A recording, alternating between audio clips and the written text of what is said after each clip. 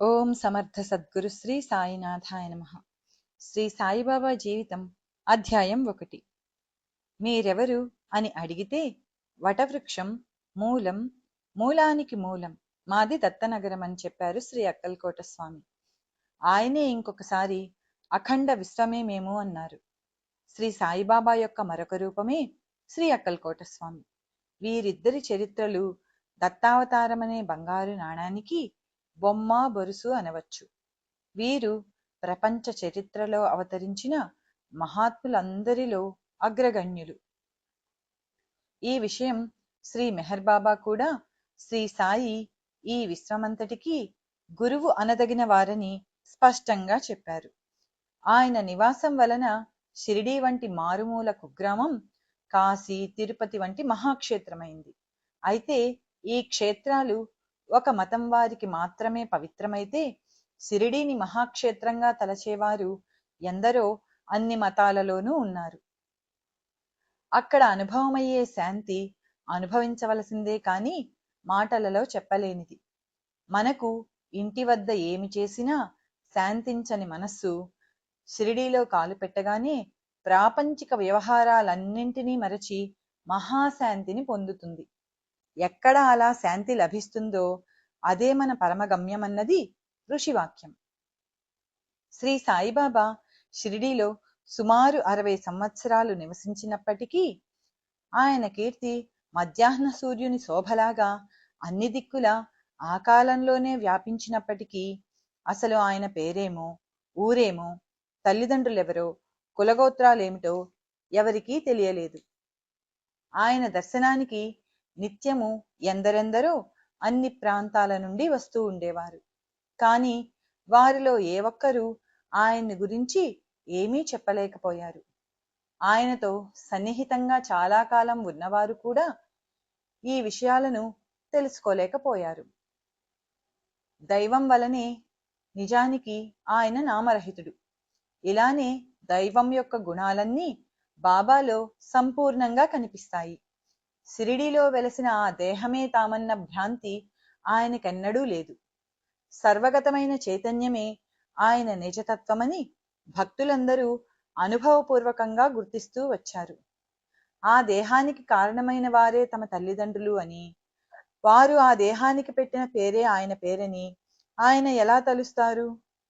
ఈనాడు పెద్ద పెద్ద భవనాలతో, ఎన్నెన్నో దుకాణాలతో వజ్రాల ద్వీపంలా వెలుగొందుతున్న షిరిడీలో రాజభవనం వంటి సమాధి మందిరంలో సింహాసనంపై కూర్చున్న సామ్రాటులా శ్రీ సాయినాథుని మూర్తి శోభిస్తూ ఉంటుంది.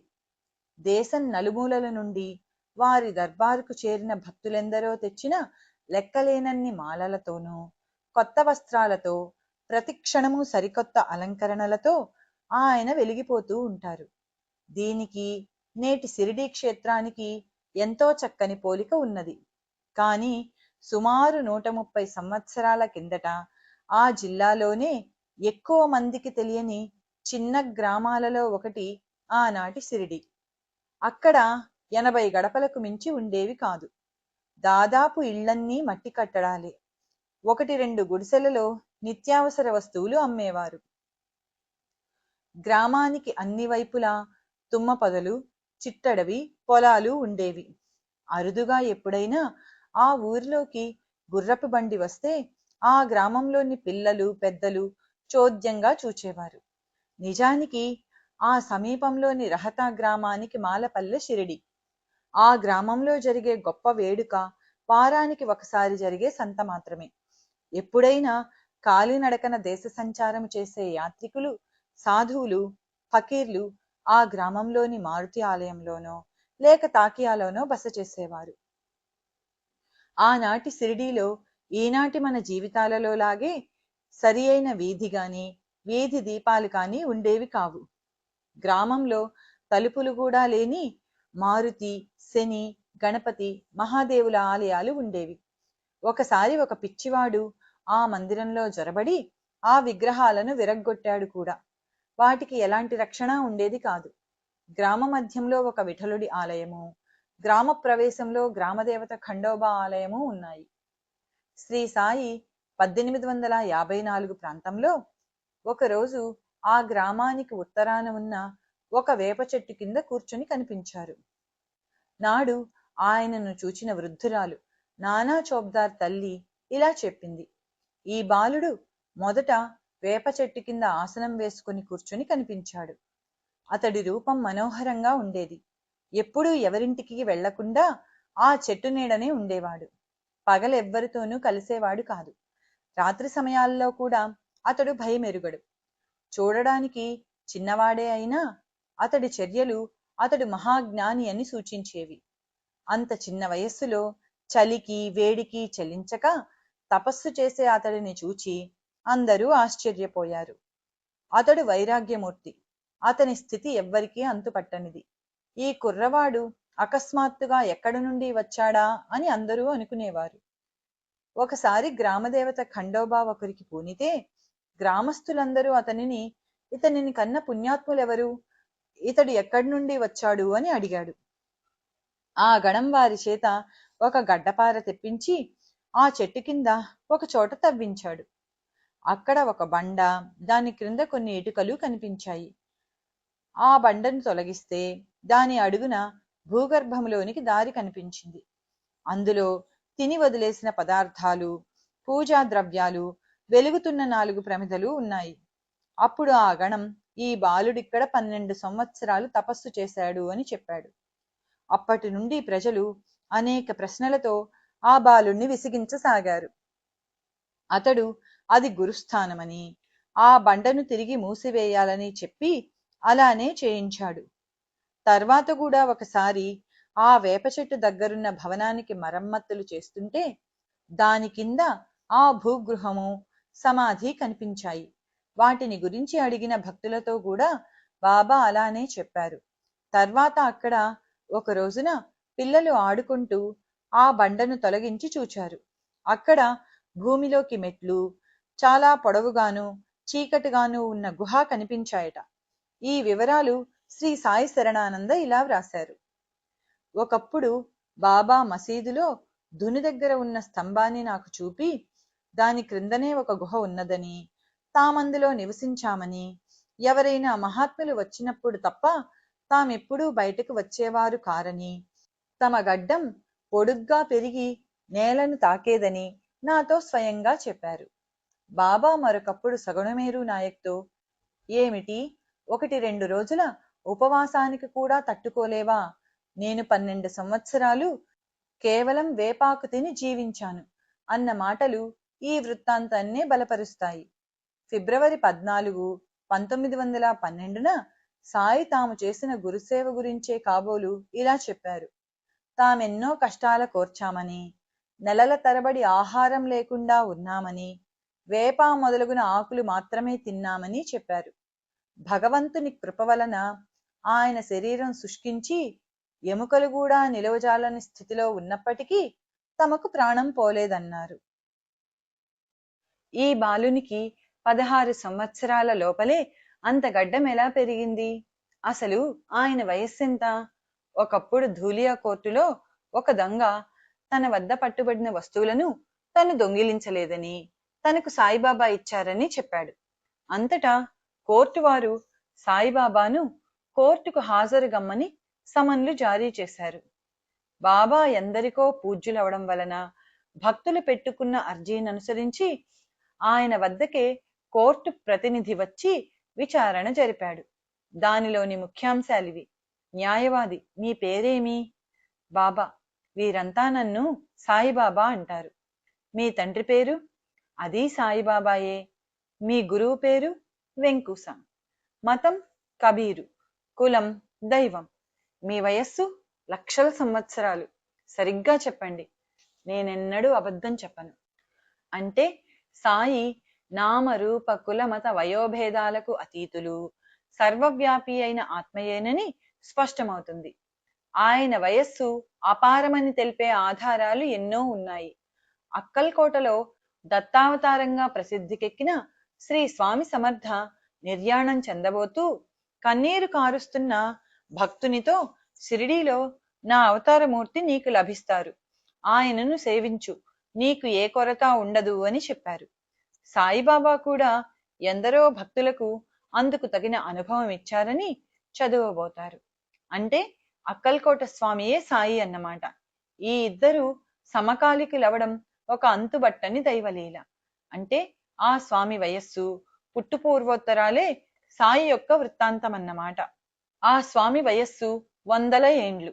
ఆయన రెండవ దత్తావతారమైన శ్రీ నృసింహ సరస్వతియే.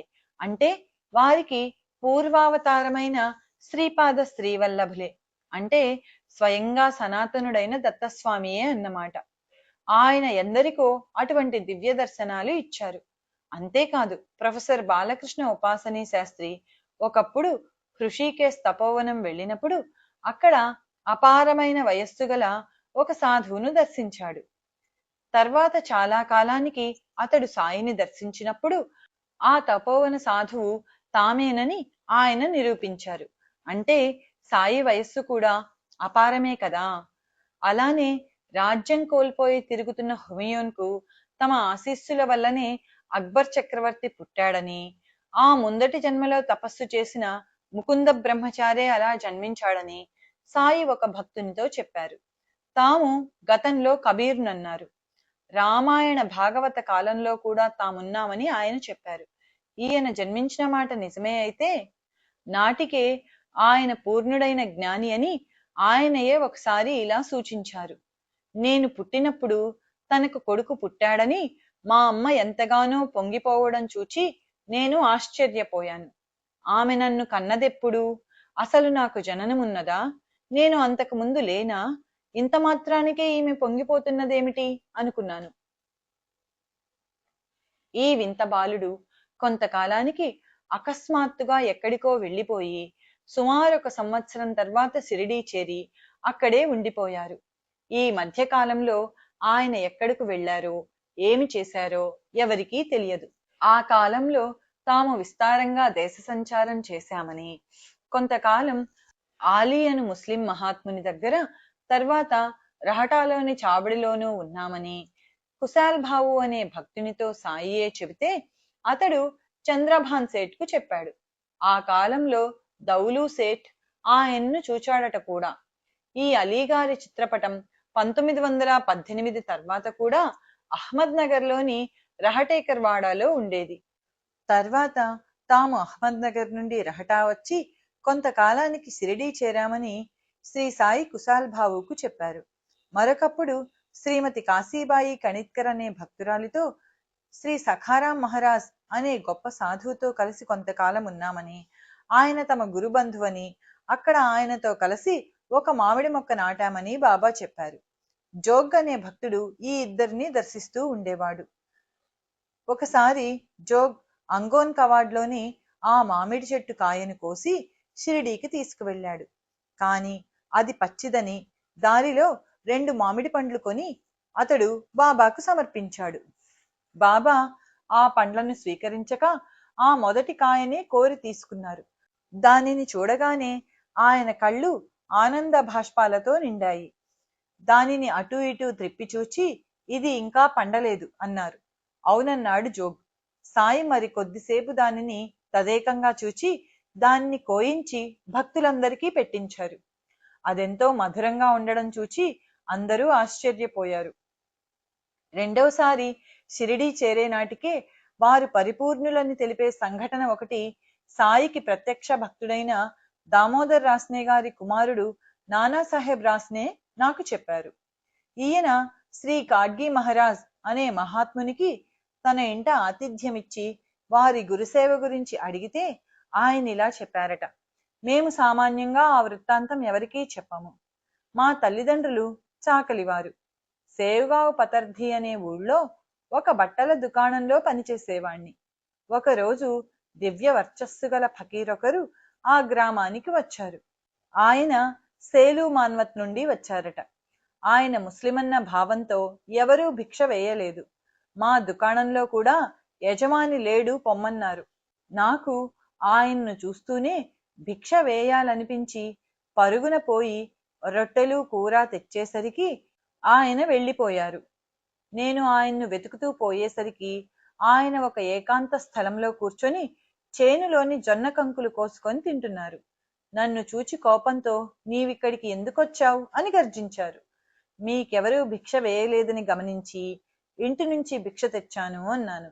ఓహో, నేనేమి కోరితే అదిస్తావా ఏం అని ఎత్తిపొడుపుగా అన్నారు.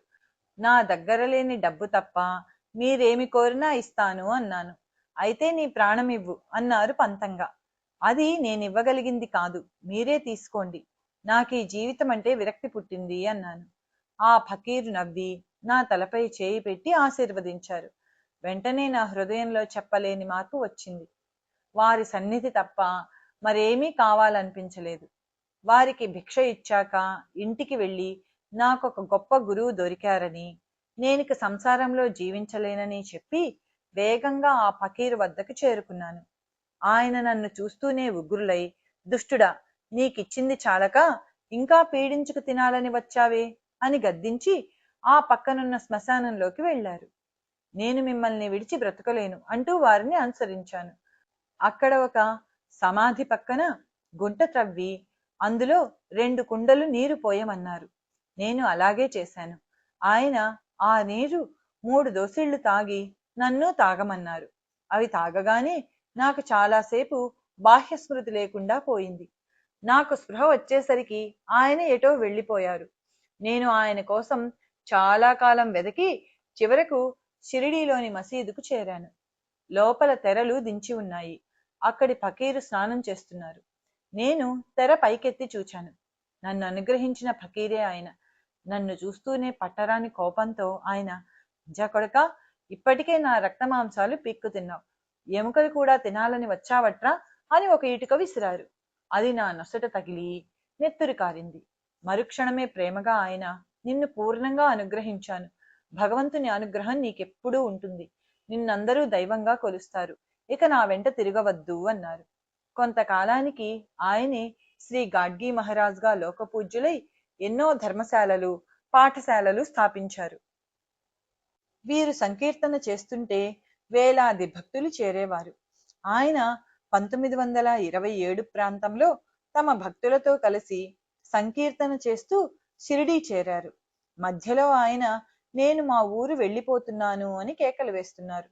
భక్తులతో కలిసి ఆయన కూడా షిరిడీ వీధులు చిమ్మి తర్వాత సమాధి మందిరానికి ఉత్తరాన సంకీర్తన చేశారు. చివరకు భక్తులతో ఇదే మన ఆఖరి కలయిక అని చెప్పి వెంటనే లేచి కాలినడకన నర్మదా తీరంలోని పథోచ్ చేరి అక్కడే మహాసమాధి చెందారు. అంటే సాయి మరలా షిరిడీ చేరే నాటికే సమర్థుడైన సద్గురువన్నమాట. తర్వాత సాయి ఆ ప్రాంతంలోని యవల, పుంతంబా వంటి గ్రామాలలో పర్యటించారు. ఆయన పుంతంబాలో శ్రీ గంగగిరి బాబా అనే సాధువును కలిశారు. మీరు మహనీయులు, నా వద్దకు రావడం ఏమిటి? నేను కేవలం మేకలు కాచేవాణ్ణి, మీరు సింహాలను, ఏనుగులను శాసించగలరు అన్నారు గంగగిరి. సాయి నవ్వి వెళ్ళిపోయారని పుంతంబాకు చెందిన ఒక వృద్ధుడు చెప్పాడు. శ్రీ సాయి చరిత్రలోని మొదటి ఘట్టం వేప చెట్టు కింద ప్రారంభమై అక్కడే ముగిసింది. తర్వాత ఆయన పర్యటనల గురించి నేపథ్యంగా మాత్రమే తెలిసింది. ఈ దివ్య నాటకంలో ఇది నాంది ప్రస్తావన. అసలు నాటకం మరలా వేరొక చోట ప్రారంభమవుతుంది. ఔరంగాబాద్ జిల్లాలోని పైఠాన్ ప్రాంతమంతా జ్ఞానేశ్వర మహారాజ్, జనార్దన స్వామి, ఏకనాథుడు, సమర్థ రామదాస స్వామి వంటి మహనీయుల సంచారం వలన ఎంతో పవిత్రమైంది. గోదావరి ఉపనది అయిన ఏలగంగా అచ్చటి దూప్ఖేడా అనే గ్రామానికి ప్రదక్షిణం చేసి ముందుకు సాగుతుంది. దానికి అవతల ఒడ్డున ఒక మైదానము, మహావృక్షాలతో నిండిన ఒక తోపు ఉండేవి. ఆ గ్రామానికి చెందిన శ్రీమంతుడైన ముస్లిం చాంద్ పాటిల్ ఔరంగాబాద్ వెడుతుండగా ఒకసారి అతని గుర్రం తప్పించుకొని పోయి 2 నెలలు ఎంత వెదికినా కనిపించలేదు. చివరికతడు దాని జీను మాత్రం భుజాన వేసుకుని ఇంటికి వస్తూ సింధోస్ బింధోస్ అనే జంట గ్రామాల వద్ద ఏలగంగ ఒడ్డుకు చేరాడు. అక్కడ ఒక మామిడి చెట్టు క్రింద వెర్రివాణి వలె ఉన్న ఒక ఫకీరు కనిపించాడు. అతని చంకలో సట్కా, వంటికి బారు జుబ్బా, తలపై టోపీ ఉన్నాయి. అతడు చిలిం సిద్ధం చేస్తూ చాంద్ పాటిల్ని చూచి తన చెంతకు పిలిచి నవ్వుతూ, ఈ జీను నీవు మోస్తున్నావేం అన్నాడు. పాటిల్ తన గుర్రం సంగతి చెప్పగానే ఫకీరు అది ఏటు ఒడ్డున ఉన్నది, చూడమన్నాడు. అతడు పోయి చూస్తే అతని గుర్రం అక్కడే మేస్తున్నది. అంతటితో ఆ ఫకీరు సామాన్యుడు కాడనుకొని గుర్రాన్ని తీసుకుని ఆయన వద్దకు వచ్చాడు. అంతలో ఫకీరు పొగాకు నలిపి చిలింగొట్టం సిద్ధం చేశాడు. అప్పుడు తన వద్దనున్న చిమ్టాతో నేలపై గుచ్చాడు. అక్కడ నుండి బుడబుడమని నీరూరింది. ఆ ఫకీరు ఒక గుడ్డ తడిపి పిండి ఆ మట్టి గొట్టం చివర చుట్టాడు. తిరిగి సటకాతో అతడు నేలపై కొట్టగానే ఒక నిప్పు కణిక బయటికొచ్చింది. దానితో చిలిం వెలిగించి పాటిల్కు కూడా అందించాడు. పాటిల్ ఆయన శక్తి సామర్థ్యాలకు నివ్వెరబోయి ఆయనను తన ఇంటికి ఆహ్వానించాడు. రేపు వస్తాను, నీవు వెళ్ళు అని చెప్పి మరురోజు ఆ ఫకీరు అతనింటికి వెళ్ళి అక్కడ భిక్ష చేశాడు. ఆయన కొంతకాలం ఏలగంగ పక్కనున్న తోపులలో మకాం చేశాడు. ఇందుకు గుర్తుగా ఇప్పుడక్కడ ఒక సాయి మందిరం ఉన్నది. ఆయన ఆ ప్రాంతంలో తిరుగుతూ అప్పుడప్పుడు పాటిల్ను పలకరిస్తూ ఉండేవారు. తరచుగా అతనికి స్వప్నాలలో దర్శనమిచ్చి ముఖ్యమైన ఆదేశాలు ఇస్తుండేవారని ఆ వంశస్థులు చెబుతారు. కొంతకాలానికి ఆయన పాటిల్ ప్రార్థన మన్నించి అతని మేనల్లుని వివాహానికి పెళ్లివారితో కలిసి ఎద్దుల బండిలో షిరిడీ చేరారు. బండ్లన్నీ షిరిడీ పొలిమేరలోని ఖండోబా ఆలయం వద్ద మర్రి చెట్టు కింద పొలాలలో ఆగాయి. అందరితో పాటు ఫకీరు కూడా బండి దిగుతూ ఉంటే చూచి ఖండోబా ఆలయ పూజారి మహల్సాపతి ఆదరంగా యా సాయి అంటే రండి స్వామి అని ఆహ్వానించాడు. అలనాడు ఎవరికీ చెప్పకుండా షిరిడీ నుండి వెళ్లిపోయిన ఆ వింత యువకుడే ఈ ఫకీరని గుర్తించి అతడు ఆనందించాడు. నాటి నుండి ఆ ఫకీరుకు ఆ పేరే స్థిరపడింది. సాయి కూడా షిరిడీలో స్థిరపడ్డారు. ఆయన ఆ కళ్యాణానికి షిరిడీ వచ్చినది లోక కళ్యాణానికే. సాయిబాబాకు మొదట పరిచయమైన మహల్సాపతి ఆయన మహాత్ముడని గుర్తించి తన మిత్రులైన అప్పా జోగ్లే, కాశీనాథులకు చెప్పాడు. నిత్యము ఆ ముగ్గురు ఆయన్ను దర్శించుకునేవారు. పేదవాడైన మహల్సాపతి బాబాకు పరిచర్యలు చేస్తే అతని మిత్రులు బాబాకు నిత్యావసర వస్తువులు సమకూర్చేవారు. ఒకనాడు అప్పాకోతే పాటిల్ అనువాడు తన భార్యతో కూడా ఆయన వద్దకు వచ్చాడు. వారిని చూస్తూనే సాయి లేచి నిలబడి వారిని ఆదరించారు. అతని భార్య బయాజీబాయి తమ సోదరి అని చెప్పారు. ఆమెకు కూడా మొదటి దర్శనంలోనే బాబాపై భక్తి శ్రద్ధలు కలిగి ఆయనకు భిక్ష పెట్టకుండా భోంచేయకూడదని నిశ్చయించుకుంది. ఆ రోజుల్లో సాయం చూచిన తాత్యా బాబా కోతే ఇలా చెప్పాడు. శ్రీ సాయి షిరిడీ గడ్డ మీద అడుగు పెట్టే నాటికి నాకు 6 లేక 7 సంవత్సరాలుంటాయి. ఆయనకు ఒక నిర్ణీతమైన నివాసమే ఉండేది కాదు. తర్వాత ఆయన వేప చెట్టు కింద కొంతకాలం నివసించారు. అప్పటికి ఆయన వయస్సు సుమారు 18 లేక 19 సంవత్సరాలు ఉండేవి. ఆయనకు సన్నని మీసం ఉండేది. ఆయన మొదట షిరిడీ వచ్చినప్పుడు ఆకుపచ్చటి కఫ్ని, ఆకుపచ్చ తలకట్టు ధరించేవారు. ఆ రోజుల్లోనే ఆయన్ను చూచిన రామ్గిర్ బువ ఆయనను ఇలా వర్ణించాడు. ఆయనకు జుట్టు నడుం వరకు పెరిగి ఉండేది. ఆయన చేతిలో సటక, చిలింగొట్టము, అగ్గిపెట్టె ఉండేవి. నిత్యం గ్రామంలో భిక్ష చేసేవారు. ఆ రోజులలో ఆయన రోగులకు ఉచితంగా వైద్యము, అవసరమైతే స్వయంగా రోగికి పరిచర్యలు కూడా చేసేవారు. ఉదాహరణకు ఒక రోగికి సాయి మందిచ్చి అతని కణతల మీద, వీపు మీద సూదులతో కాల్చారు. అంతటితో అతని వ్యాధి తగ్గిపోయింది. అలానే గణపతి హరికనాడేకు కుష్టు, జ్వరము వచ్చాయి. అతని చికిత్సకని బాబాను వారింటికి తీసుకుని వచ్చాడు అమీన్ భాయ్. బాబా అతనిని పరిశీలించి అతనితో ఒక పామును పట్టుకొమ్మని, కుష్ఠరోగిని పాము కరవదని చెప్పి అతడు పట్టుకున్న పాము విషంతోనే మందు చేసి అతనికి ఇచ్చారు.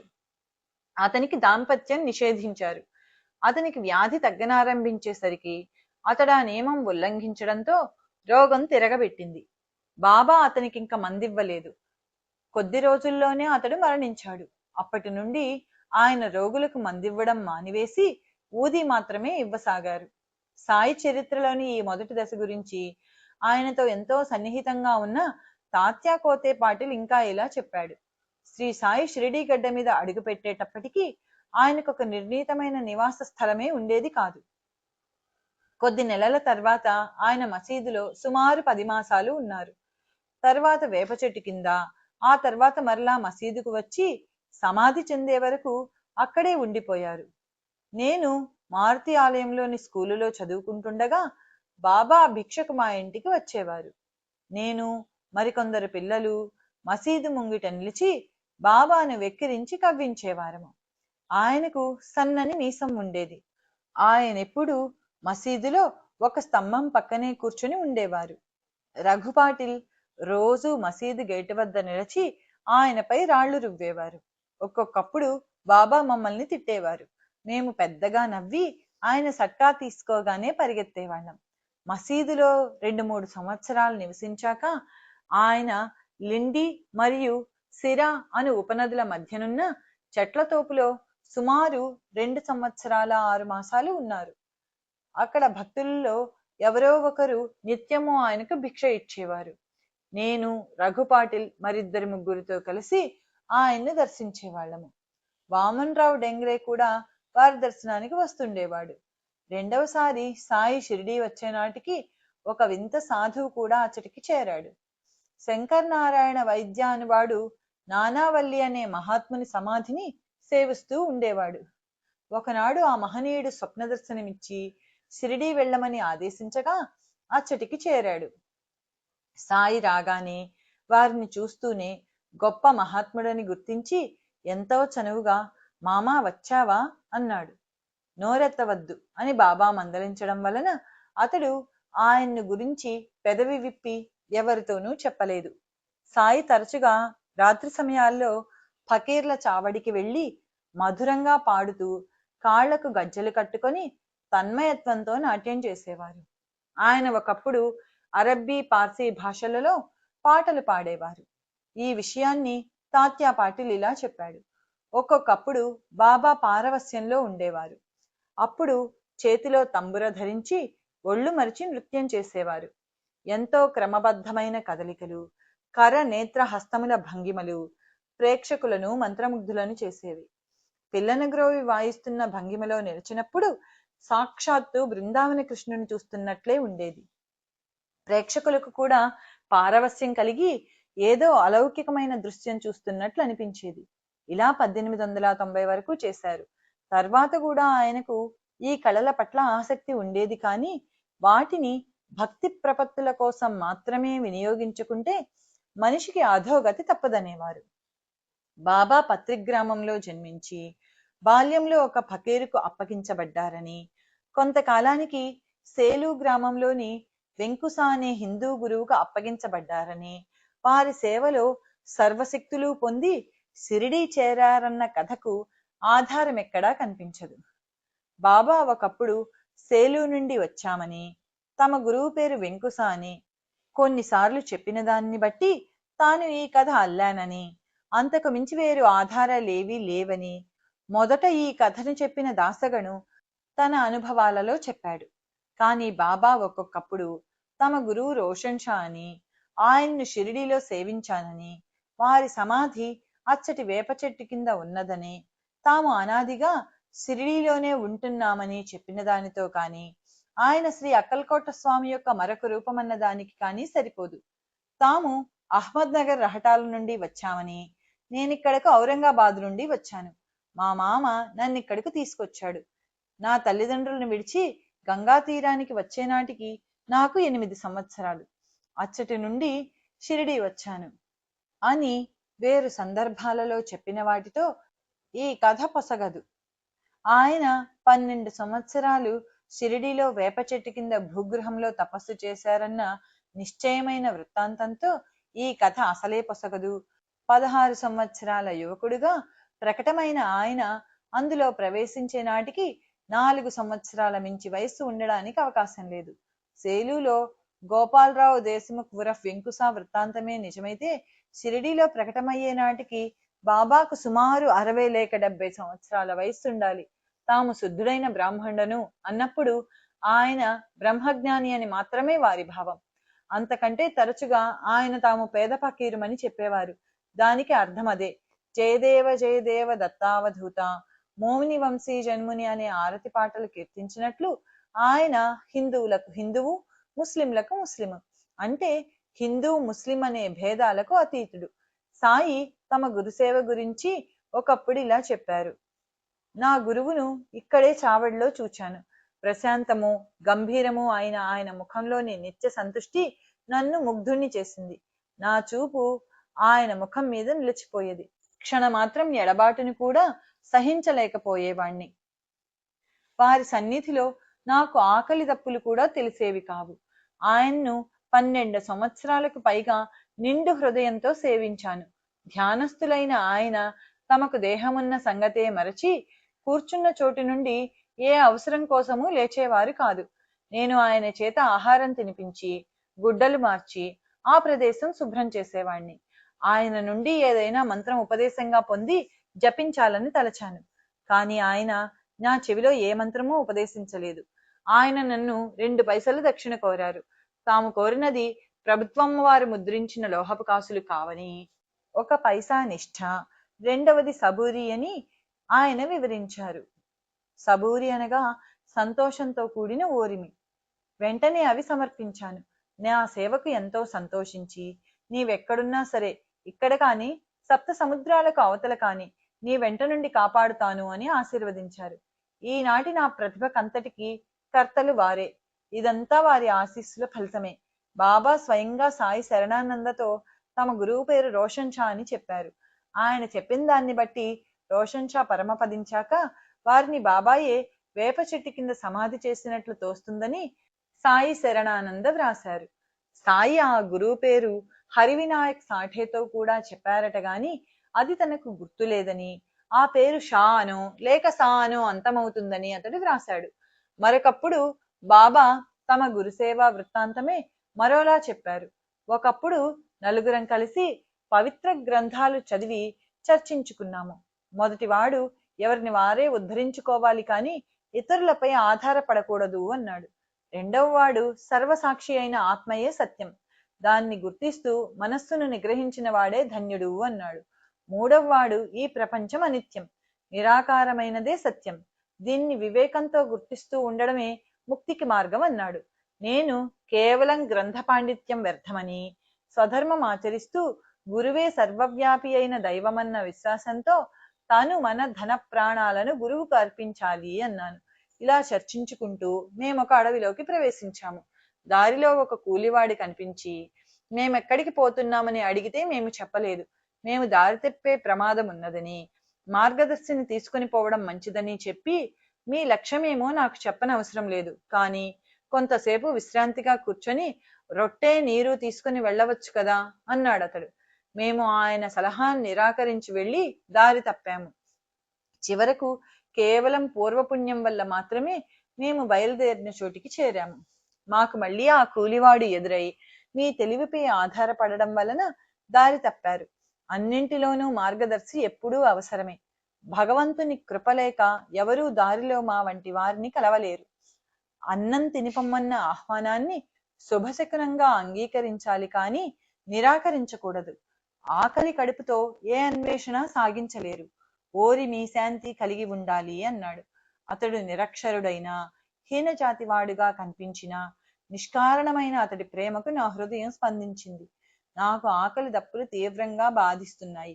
అసమాన ప్రేమతో అతడిచ్చిన అన్నపానీయాలు తీసుకోవడమే జ్ఞానానికి సరి అయిన నాంది అని నాకు తోచి వాటిని సవినయంగా స్వీకరించాను. అప్పుడు గురువు మా ఎదుట నిలిచి, ఏమిటి మీ చర్చ అన్నారు. నేను వివరించాను. నిన్ను గమ్యం చేరుస్తాను, నన్ను అనుసరిస్తావా? అయితే నన్ను పూర్తిగా విశ్వసించిన వాడు మాత్రమే కృతార్థుడవుతాడు అన్నారు. నేను తల వంచి నమస్కరించి ఆయన్ను గురువుగా ఆశ్రయించాను. నా సాటివారు మాత్రము వారి ఆతిథ్యాన్ని, గురుత్వాన్ని ధిక్కరించి వెళ్ళిపోయారు. తరువాత వాళ్ళందరూ దైవాన్ని అన్వేషించడం మాని ఆకలి దప్పులతో తిరుగుతూనే ఉన్నారు. తరువాత నా గురువు నన్నొక చెట్టు కొమ్మ నుండి బావిలోకి తలక్రిందులుగా వేలాడదీశారు. నా తల నీటికి 3 అడుగుల ఎత్తున ఉన్నది. నేను ఆ నీరు అందుకోలేకపోయాను. నన్ను అలా వదిలి ఆయన ఎటో వెళ్ళిపోయారు. 5 గంటల తర్వాత తిరిగి వచ్చి ఎలా ఉన్నావు అన్నారు. నేను పరమానందంలో తేలిపోతున్నాను అన్నాను. ఆయన సంతోషంతో నన్ను కౌగిలించుకొని నా దేహం నిమిరి నన్ను శిష్యునిగా అంగీకరించారు. నాకెల్లప్పుడూ ఆయన్నే చూస్తూ ఉండాలనిపించేది.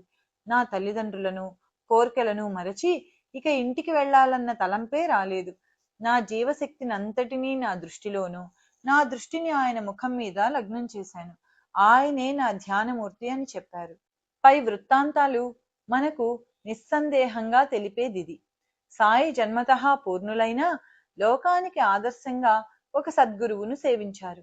ఆయన నిద్రించేటప్పుడు ఒక ఇటుకను తమ తల క్రింద, కూర్చున్నప్పుడు చేతి క్రింద ఉంచుకునేవారు. ఇది నా గురుప్రసాదము, నా జీవిత సహచరి. దీని సహాయంతోనే నేను ఆత్మను ధ్యానించేది అని ఆయన చెప్పేవారు. అయితే ఆ గురువు ఆయనకు షిరిడీలోనో లేక అడవిలోనో కనిపించి ఉండవచ్చు. తరువాత సాయి శరణానంద వ్రాసినది జరిగి ఉండవచ్చు. సాయి వలె ఆ గురువు కూడా కుల మత భేదాలకు అతీతుడని తెలపడానికి ఆయన పేరు వెంకుస అని కొందరితోనూ, రోషన్ షా అని కొందరితోనూ వారి వారి భావాలను బట్టి చెప్పి ఉండవచ్చు.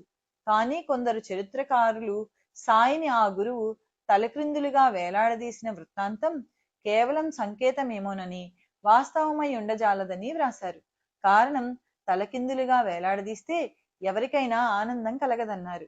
కానీ సాయికి సమకాలీకుడైన ముస్లిం మహనీయుడు తాజుద్దీన్ బాబా అట్టి అనుభవం ఒక భక్తునికి ప్రసాదించారు. వెనుక బాబా ఫరీద్ గంజ్ షక్కర్, ఇటీవల అవధూత వెంకయ్య స్వామి వంటి మహనీయులందరూ ఇటువంటి సాధన చేశారని చరిత్రలు తెలుపుతున్నాయి. శ్రీ సాయిబాబా షిరిడీలో ప్రకటమయ్యాక కొంతకాలం దేశ సంచారం చేసినా మరలా షిరిడీనే తమ ముఖ్య స్థానంగా ఎన్నుకున్నారు.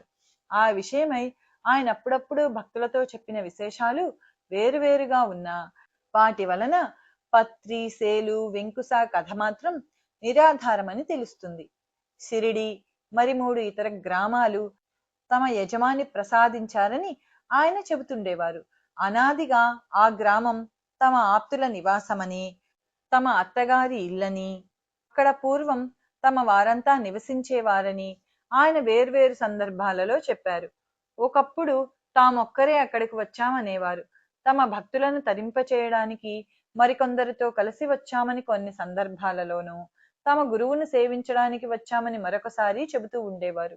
ఆయన తరచుగా చెప్పిన వృత్తాంతం ఇలా ఉన్నది. 2 శతాబ్దాల తర్వాత తాము మరలా అచ్చటికి వచ్చామని, అంతకు పూర్వం కూడా ఎన్నోసార్లు అక్కడ నివసించామని ఆయన అంటుండేవారు. వారి స్వస్థానం వేరెక్కడో ఉన్నదని, అక్కడ వారి వంశస్థులకు ఆస్తిపాస్తులున్నాయని చెబుతూ ఉండేవారు. అక్కడ వివిధ కళలు, వృత్తులలోనే కాక సిరి సంపదలతో పాటు భక్తి, దయలలో కూడా సాటిలేని వారెందరో ఉండేవారని చెప్పేవారు. స్థానిక ప్రజలపై వారికి గల మక్కువ గురించి చెప్పేటప్పుడు నీమ్గావ్, రూయి, రహట, పింపల్గావ్, కోపర్గావ్, పుంతంబ, జాల్నా వంటి గ్రామాల గురించి ఆయన తరచుగా ప్రస్తావించేవారు. దీన్ని బట్టి మనకు తెలియని మహనీయులెందరో అక్కడ నివసించారని, అందువలన ఆ ప్రాంతం ఎంతో పవిత్రమైనదని తెలుస్తుంది. ఒకప్పుడు ఆయన తాము పూర్వీకులు షిరిడీలో నివసించారని, అందుకే తాము కూడా మరలా అక్కడ నివసిస్తున్నామని చెప్పేవారు. అక్కడ సిరి సంపదలతో ఉజ్వలంగా వెలసిల్లిన ఒక నగరం ఉండేదని, దాని చుట్టూ మనోహరమైన తోపులు, పండ్ల చెట్లు ఉండేవని, అచ్చటి విశాలమైన వీధులకు ఇరువైపులా సాటిలేని సంపన్నులు, మహాభక్తులు అయిన మార్వాడి వ్యాపారులు నివసిస్తుండేవారని కూడా ఆయన చెప్పేవారు. అలా షిరిడీ వారి పెద్దల నివాసమైనందువల్లనే సాయి కూడా మరలా షిరిడీలోనే నివసించారన్నమాట. ఇన్ని సందర్భాలలోనూ ఆయన పత్రిగ్రామంలో పుట్టి సేలులో పెరిగి అక్కడ నుండి షిరిడీ చేరారని కించిత్తైనా ఆచూకీ లేదు. తాము సేలు నుండి వచ్చామని చెప్పిన మాట రెండవసారి షిరిడీ వచ్చే ముందు ధూప్ఖేడా, పుంతంబా వెళ్ళినట్లే సేలు కూడా వెళ్ళి వచ్చారని మాత్రమే ఆయన భావమై ఉండాలి. అలనాడు సాయిని సన్నిహితంగా సేవించిన వారితో ఆయన చెప్పిన వివరాలన్నీ హరివినాయక్ సాఠే సేకరించి గ్రంథస్థం చేశాడు. ఒకనాడు సాయి నివాసం వలన గొప్ప పుణ్యక్షేత్రంగాను, సిరి సంపదలు గల నగరంగాను ఉన్న షిరిడి కాలగతిలో కుగ్రామమైపోయిందని, అది ఈనాడు మరలా వారక్కడ అవతరించడం వలన అంతటి పుణ్యక్షేత్రమైందని, ముందు ముందు మహానగరంగా రూపొందగలదని మనం తలచవచ్చు. వెనుక శీలధి అని పేరుగల ఈ గ్రామం మరో పండరిపురం అవుతుందని, సాయినాథుడే అచ్చటి రమావరుడని దాసగను సిరిడి మాచే పండరిపూర సాయిబాబా రామావర అని కీర్తించాడు. శ్రీ సచ్చిదానంద సమర్థ సద్గురు సాయినాథ్ మహారాజ్ కీ జై. అధ్యాయం 1 శ్రీ సాయి లీలామృతం సంపూర్ణం.